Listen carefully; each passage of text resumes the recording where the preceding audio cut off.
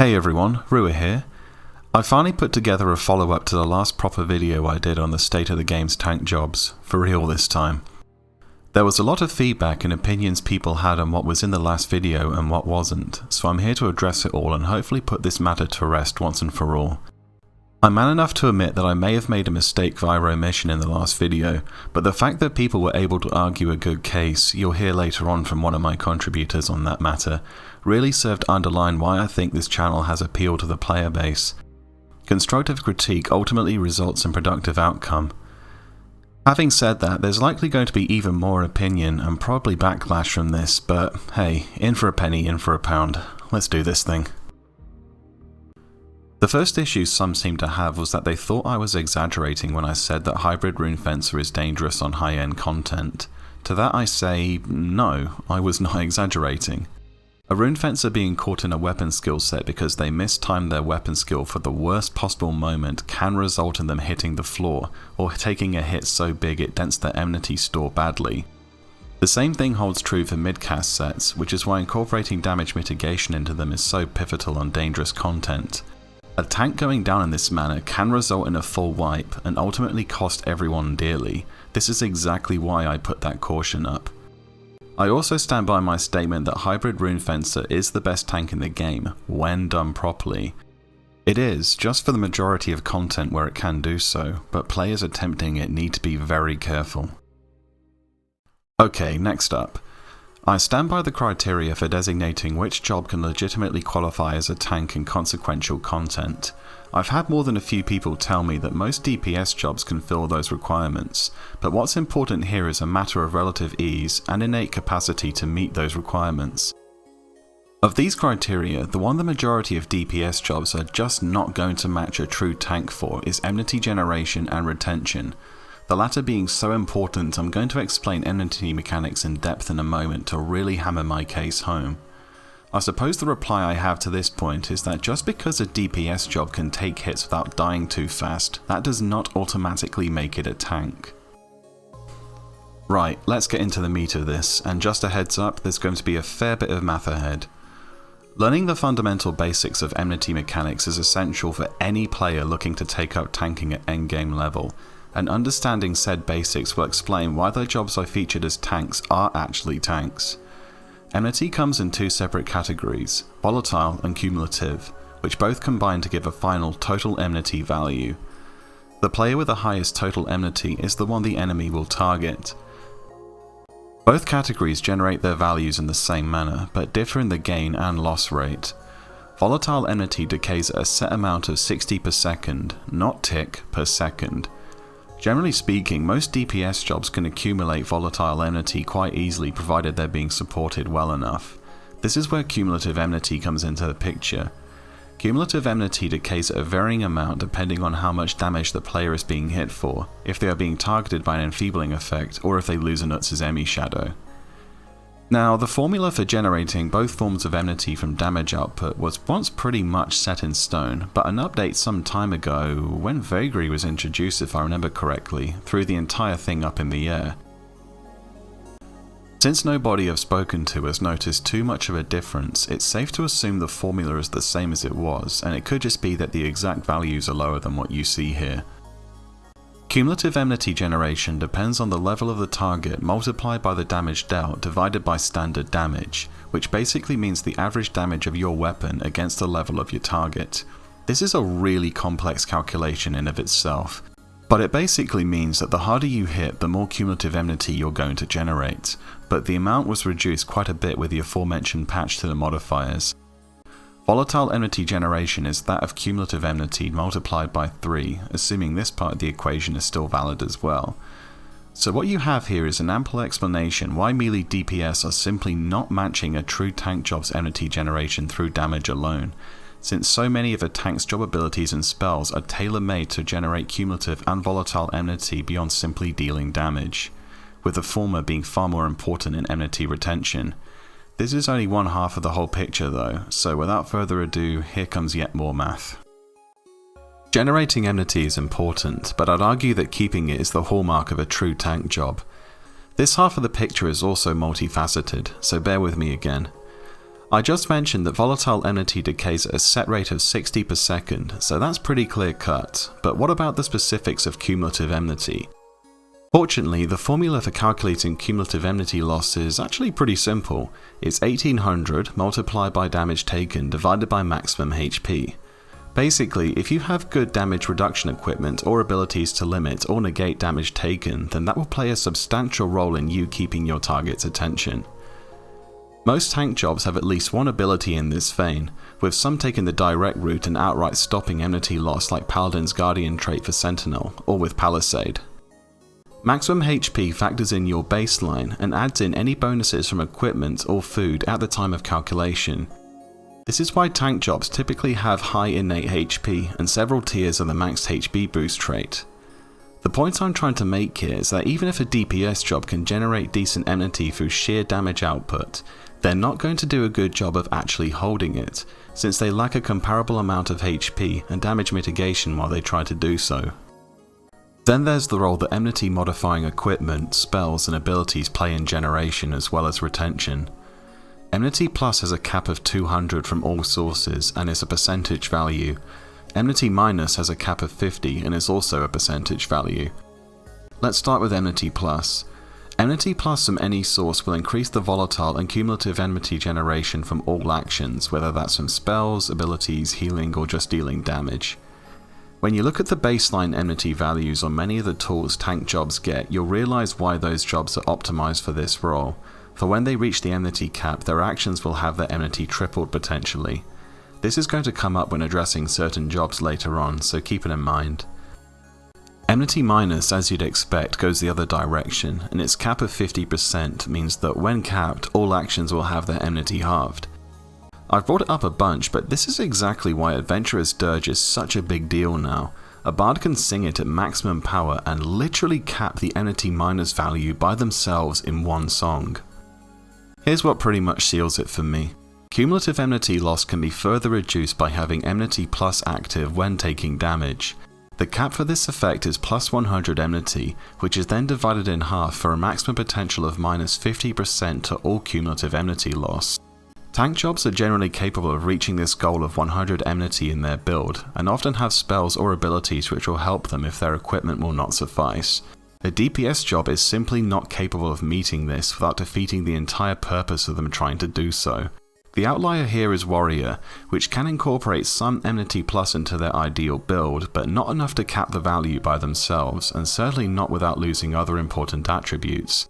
This is why the other bard song I've sung the praises of, Faux Servente, is so strong. I'm not sure if Servente stacks with this value or not, but the effect is very noticeable on Warrior tanks in my experience. I hope this clears up on some of the doubt around my decision to include the jobs I did in the original video. Now though, let's go over the ones people brought up but which did not feature. Dark Knight might be a tank in Final Fantasy XIV, but it isn't one in Final Fantasy XI, I'm afraid. Dark Knight has one spell which can generate some enmity and stun, but it comes nowhere near optimizing the effect through enmity equipment, so it's entirely reliant on damage output alone. Dark Knight does have its strong damage output and some durability with its HP boost from Drain 3, but these all come with caveats which completely bury it as a tank. Dark Knight's best damage output is contingent on it maintaining that HP boost. Without it, they will be dead before they know it. Last Resort also absolutely hammers the defense of the Dark Knight, and it lacks any native HP boost traits to offset this, so they're going to be taking massive damage with every other hit they take, even with a set built to mitigate it, which in its case will stymie its enmity generation from damage output. The reliance on a HP boost means that using a greatsword is out of the question, as you need to burst Drain 3 off a Darkness skill chain to get the most return out of it, and greatswords are still superior to scythes for raw damage output. Compounding this further is that a Dark Knight will be getting hit so hard they will need to self-heal using the Apocalypse, since their healer will cap out their own enmity very quickly if they're having to constantly drop massive cure bombs on them. The Apocalypse is first and foremost a defensive weapon, so we're back to the issue of not generating enough enmity through damage. Here's the final nail in the coffin though. The max HP boost from Drain 3 is not factored into the enmity loss formula, so when they take the damage they do due to Last Resort, the enmity bleed is going to be astronomical.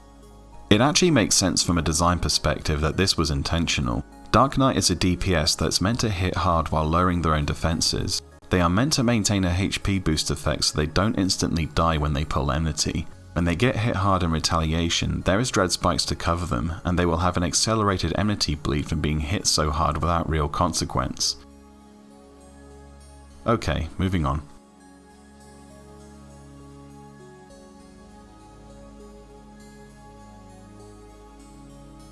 Monk's in a slightly better place as far as tanking potential goes, but it's still not quite there. Monk is a DPS job that just happens to be able to take hits well, but that does not make it a tank, as retaining Enmity through damage output alone will be close to impossible on high-end content. Monk has got a few things going for it. It has an innately high HP pool, high damage output if abilities are managed properly, and it's also quite durable.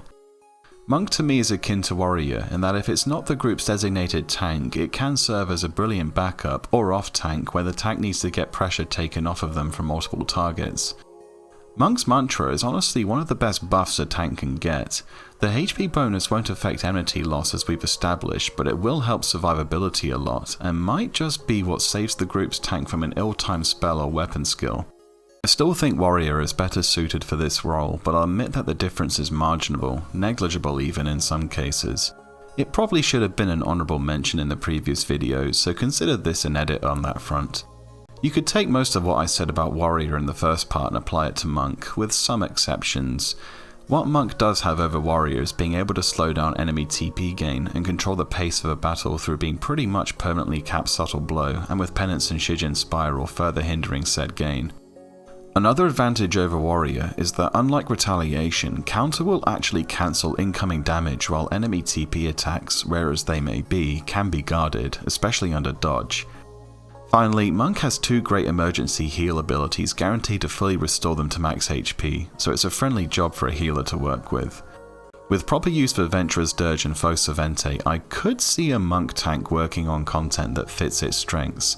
Its lack of Enmity Plus equipment in a practical manner holds it back from being truly great, but like Warrior before it, those two songs could be what changes everything. Hop to it people, prove to me that it can be done. Okay, I'm gonna catch some flack for this, but Blue Mage is just not a tank. It's tough because I really like the job, and on paper it looks like it has the tools for the role, but theory just does not translate into good practice here. It's not that Blue Mage cannot deal damage to maintain enmity generation, or mitigate enough damage to keep it, it's just that whatever it brings to the table, other tank jobs are infinitely better than it at its own suit. Blue Mage is infinitely customizable, and I know that there's been a few who have quote unquote tanked relatively high level content, but for the obviously massive effort invested into doing so, taking the path of lesser resistance would have made things easier. Some of Blue Mage's spells generate really good enmity. That's exactly why you sometimes see Paladins and Rune Fencers subbing it for access to them. However, that in of itself indicates one of the problems Blue Mage faces in this role. It's seriously starved for Enmity Plus equipment. If anything, most of its JSE will actually reduce it. If Blue Mage had access to equipment with large lumps of Enmity Plus, then we'd be having a different conversation entirely. Here's just some of the problems with it beyond that. Blue Mage has the AoE curing power of a Paladin, but lacks the enmity to make it a viable means of generation. It has the magic evasion and defenses of a Rune Fencer, but only for itself. It has a spell with incredibly high enmity potential when used with Diffusion. It's just a shame that Diffusion has a 10-minute reuse timer and is typically used with other spells. It has decent damage output, but both Warrior and Monk completely blow it away. Blue Mage does have potentially powerful enfeebling effects from some of its high-level spells, but it can use those while in the role of a DPS just supporting its tank. I think the main problem I have with the idea of Blue Mage as a tank is that in order to get the most out of the setup means sacrificing far too much in terms of set spells and potential in other avenues which support a group better. Even when these enmity spells are set and used to try and maintain enmity, the fact is that a Blue Mage will spend so much time casting and recasting them due to the generation being lower from a lack of Enmity Plus equipment, it just isn't going to work. If anything, it's going to result in the Blue Mage taking a hit in their casting set and losing all of the enmity they work so hard to generate, in which case they might as well just be DPSing. The whole process is just counterproductive to a fault, the in-game equivalent of making a mountain out of a molehill. A good friend of mine, one of the two who actually taught me a lot of what I know about Blue Mage, has something to say on the matter. Zeta, over to you. Alright, a quick summary on the pros and cons. Well, Blue Mage will probably take magic damage that you actually have to take for far less damage than a Rune Fencer can, but Rune Fencer is generally just going to evade the damage and can actually take a hit better than a Paladin can. It's just the fact that a Paladin has way more bulk to suck it up, which is a weakness on both ends. Now Blue Mage can artificially increase its buff with stuff like Magic Barrier and Xilkk, which gives it that advantage on Rune Fencer. Generally speaking though, Paladin or Rune Fencer are going to be better for higher end content. I mean, Blue Mage is going to give you a much bigger challenge, but it'll be a much more technical fight. And most of the stuff that Blue Mage would bring to the table for tanking, it can still do as a DD. Mainly its debuffs, which can make a world of a difference in a fight, such as Attack Down.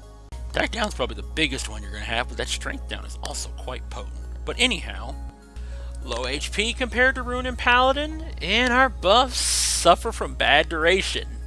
Cocoon is the poster boy for this one, lasting a very short, a minute and a half. Most last about 3 minutes though. Sadly, that does mean you're open to damage while recasting these. Furthermore, Blink Shadows are easily wiped by AoEs. Xilkk degrades, and though it lasts 5 minutes, it's best to recast it every 3. Also, the job suffers greatly from mobs that love to mass dispel. We just rely too much on our buffs as is. Also, unlike Rune Fencer and Paladin, we do not have an easily accessible out-the-box huge Emnity generator.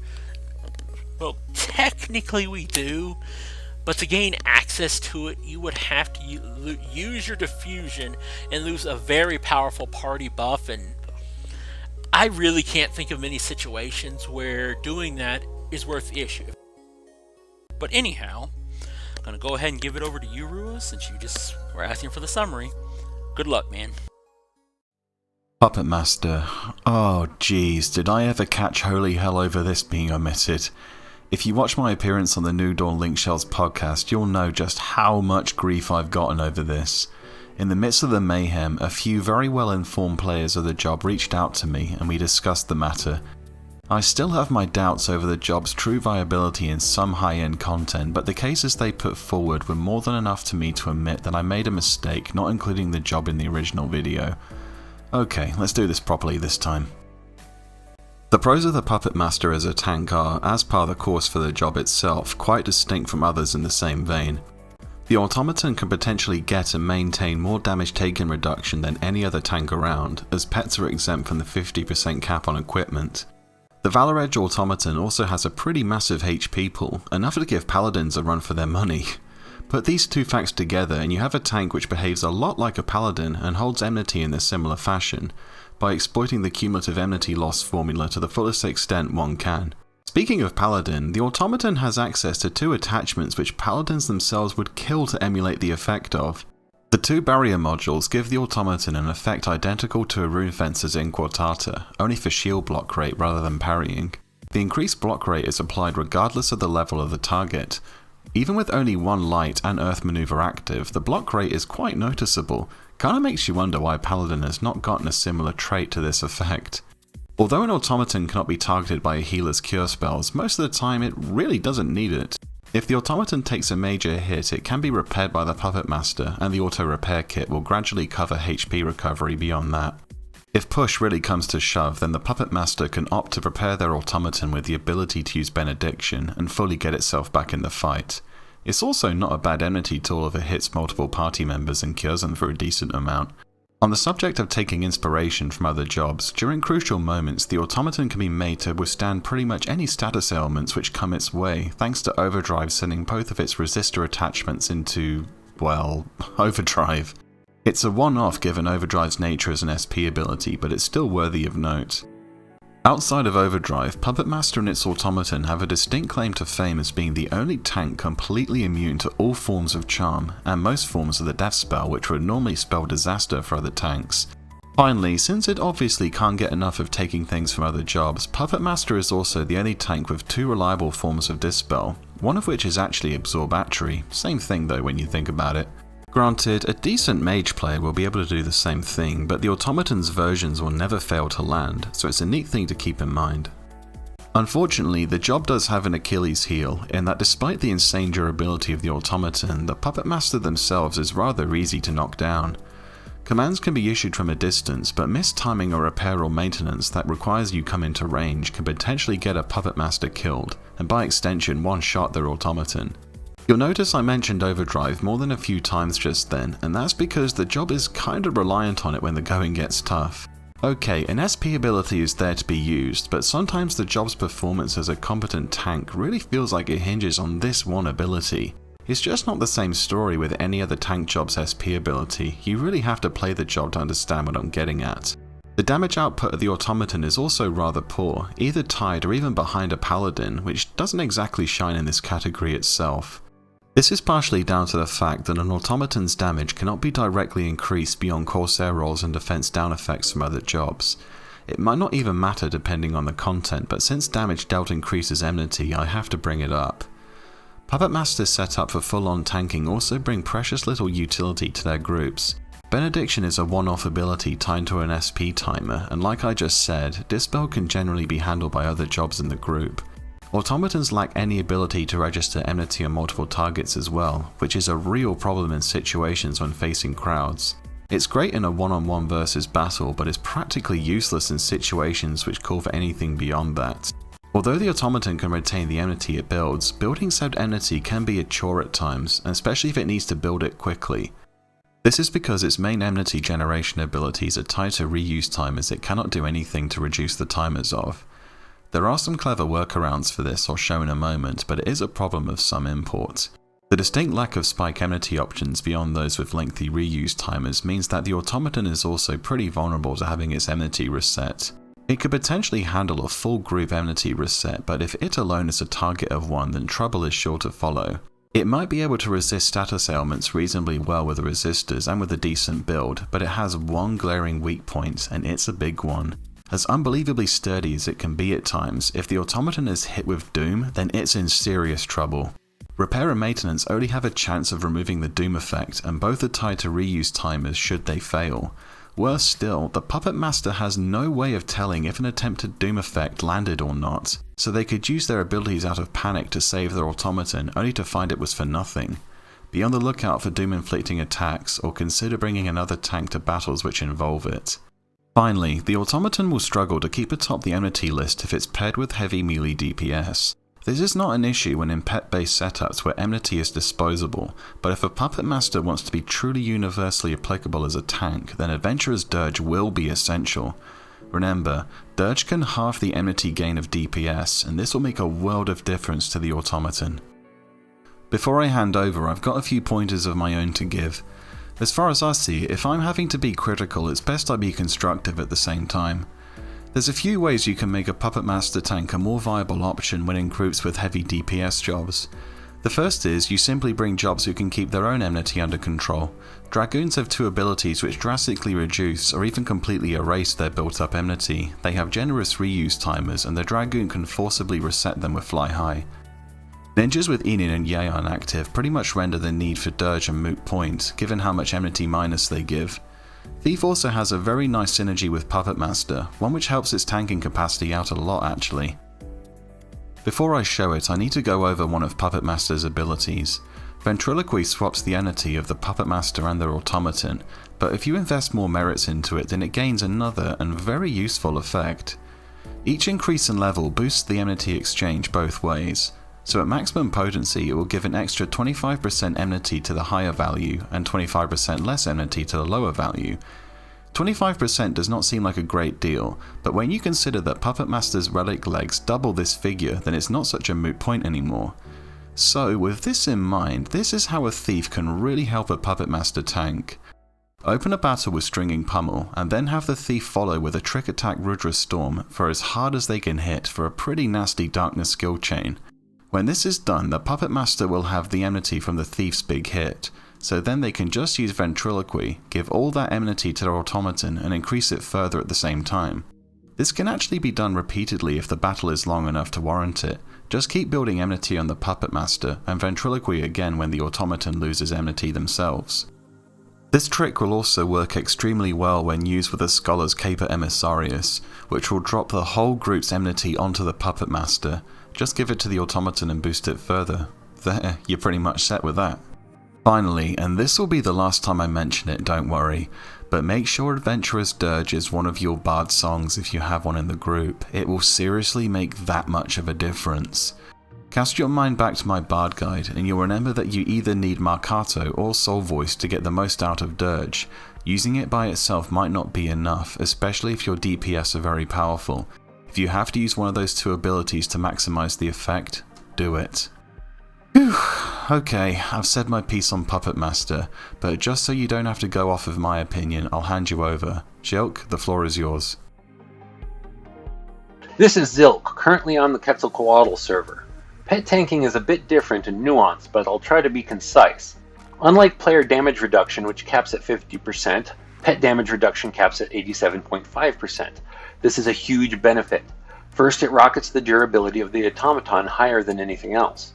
Combine this with around 4,000 hit points, and it translates into fabulous Enmity retention as well. Solo sustainability is the default situation for a Puppet Master. Between damage mitigation and massive regen, healing is often unnecessary. If needed, Repair and Dawn Balsams are ready options.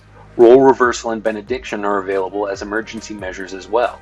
While the Automaton boasts top-tier durability and sustainability, the Master is incredibly vulnerable.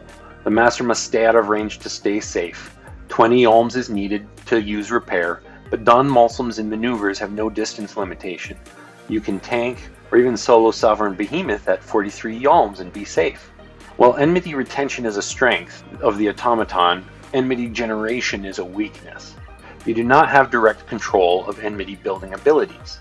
The Automaton will use Flash, Provoke, and Shield Bash when it can, not necessarily when you want it to. This is a great trade-off of Puppet Master. A powerful customizable pet is offset by the lack of control. This also means the Enmity buildup is slower.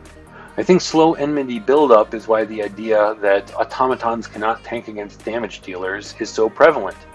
However, I think the real reason is that it's too easy for Puppet Master tanks to be lazy. How many Rune Fencers and Paladins neglect to use an Enmity set? None of the good ones. It's laughable. Puppet Masters neglect it? Unfortunately, I'd say it's the majority. If you open with Flash and Ventriloquy from the Master, you get a head start. Follow up with prudent swaps of pet Enmity gear when the Automaton is ready to use Flash and Provoke. I say prudent because you don't want to swap when big hits are coming. It's better to retain Enmity than generate it on Puppet Master. Once you cap Enmity, don't swap pet Enmity gear anymore.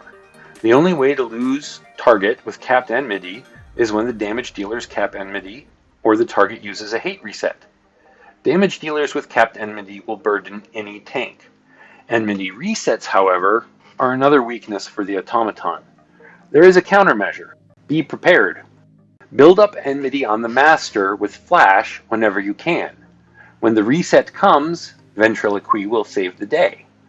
I would argue that Adventurer's Dirge is not strictly needed for Puppet Master tanking, but it's certainly welcome. It probably helps Puppet Masters more than any other tank because of the slower Enmity generation. Enmity generation through damage dealing for the Automaton is negligent. When full tanking, you nerf your damage a lot. It's not worth the loss of Enmity retention to counter this. The group utility aspects of Puppet Master tanking are rather niche, but it has a solid repertoire. The Automaton is 100% immune to death and charm. Self-explanatory, but very potent in the right situation. For example, the April Orc Ambuscade. I'll add knockback to that list. The Automaton will not lose its position to knockback. This is great for stability when position matters. Example being the Dynamis Divergence Bastok Wave 2 boss. Automaton also has two forms of job ability to spell readily available for tanking build. The final trick I want to mention might even be deemed an exploit. It takes advantage of a pet's ambiguous status as a member of the party or alliance. When the Automaton is the target of an area of effect spell, said spell will not affect alliance members outside the Puppet Master's party. An easy example is Kyo in Omen. He casts Meteor a lot below 25% hit points. It's a big advantage when only the Puppet Master needs to be out of range. The biggest weakness of Automaton tanking is managing multiple targets. It's just not practical. Neither Automaton nor Master have the right tools for it typically. There is a Mage-type tank style that can build hate by self-curing. It's even slower though. Take a look at Trilucia's guide on the Final Fantasy XI Auction House forums if interested. Puppet Master is a very formidable tank job. It might not compete with Rune Fencer and Paladin in their ability to tank pretty much any fight, but I contend that Puppet Master solidly holds the number 3 most used and most reliable tank slot, with no serious contenders. Thank you for the chance to chime in. I've got one last area to cover, and that is to address the bewilderment of some when I included Ninja as a tank. I'm still standing by it, and getting the Fudo Masamune between my original video and this one has only served to underline my belief that it is. The Fudo Masamune is a ninja's SU5 weapon from Dynamis Divergence, and when put on the C path it gets 2 unique and very potent traits. First, it reduces the recast timers of all ninjutsu spells by 25% after all other reduction calculations have taken place, so it gets the recast timers of all Utsuzemi spells and Migawari down very low.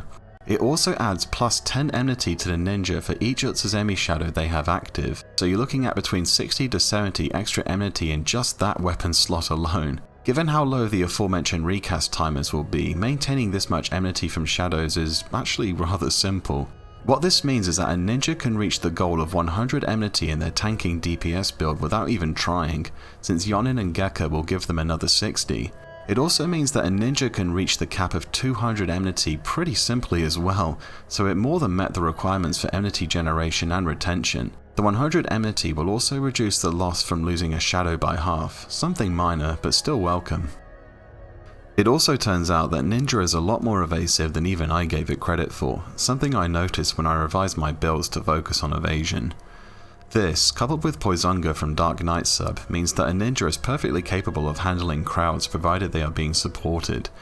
Good support for a ninja would be Mambo's, Indie Voidance, or giving an Aqua Veil by some means. Summoner's version from Siren is quite strong, I found. Since the set one would use for evasion tanking would roughly be the same as an idle mitigation set, there is not much of a change in effect when opting to add a Sekagun's parries to the equation. Here's the really amazing thing with a Sekagun.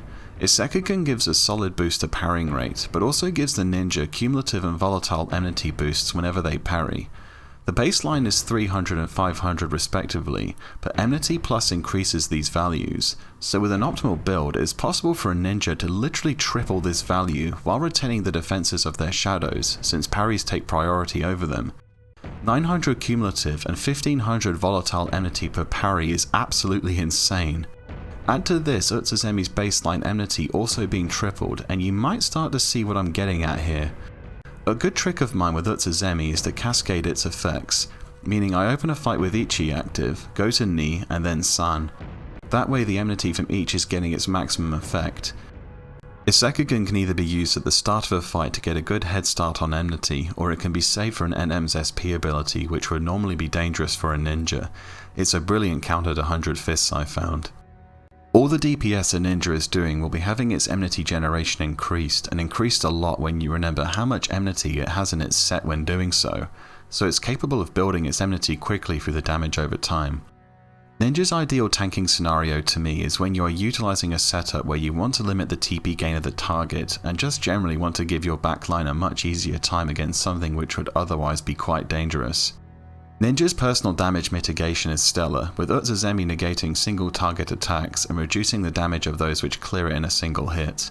Migawari prevents it from being one-shotted by most things it comes up against, so there's some situations that literally only it can handle. The Fudo Masamune is brilliant, well worth the investment, and should be a mainstay of any ninja trying to fill this role. The job still needs an update though. Physical katana weapon skills are nothing to write home about, and it could use an ability which gives it some form of group support. I'd be very keen on an ability akin to a Blue Mage's Diffusion, albeit on a more generous reuse timer, which makes its next self-targeted ninjutsu spell AoE. Okay, that's all I have to say on the topic. I hope that this follow-up has answered some questions that came up, and clarified the perspectives I have on some of the jobs featured here. The tank's role in this game is a crucial one, so it helps for aspiring players looking to take on such a pivotal duty to know all they can going in. Aspects of this debate will likely continue on, but really, that's a good thing. Such debate is what got me making this follow-up in the first place after all. I've got other content planned for the near future, a job guide and a return to the lore series are in the works, so there's something to look forward to still. Until then, everyone take care of yourselves, it's a rough time out there, and I'll see you all next time.